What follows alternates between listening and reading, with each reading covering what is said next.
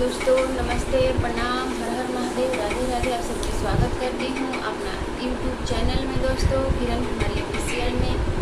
तो आज मैं बहुत ही प्यारा सावन शंकर जी का सावन शुरू हो रहा है दोस्तों। तो सावन शंकर जी का गीत मैं लेकर आई हूँ, आप लोग बने रहिएगा इस गाने को सुनने के लिए।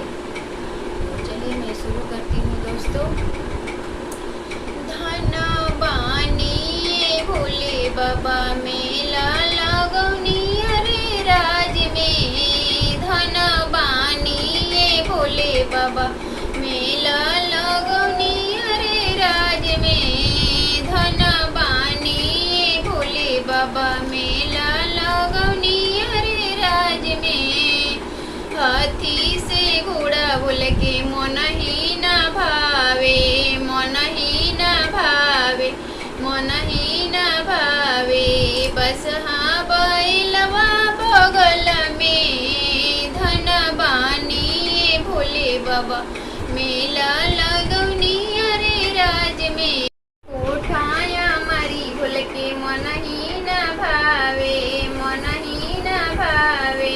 टूट ही मड़ैया बगल में, धन बानी भोले बाबा मेला लगौनी अरे राज में, धन बानी भोले बाबा मेला लगौनी अरे राज में। पूरी मिठाई बोल के मन ही न भावे, मन ही न भावे, मन ही न भावे। भंगिया की गुला बगल में, धन बानी भोले बाबा मेला लगौनी बाबा धाम में, धन बानी भोले बाबा मेला लगौनी बाबा धाम में।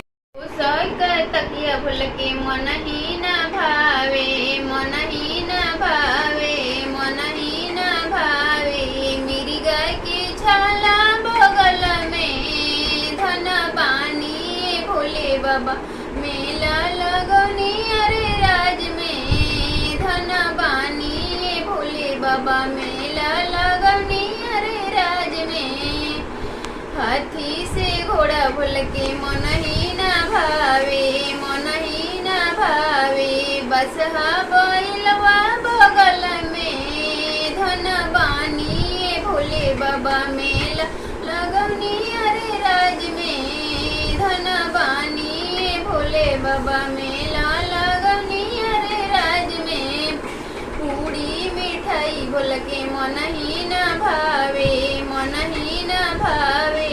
भंगिया की गुला बगल में, धन बानी भोले बाबा मेला लगौनी अरे राज में, धन बानी भोले बाबा मेला लगौनी बाबा धाम में।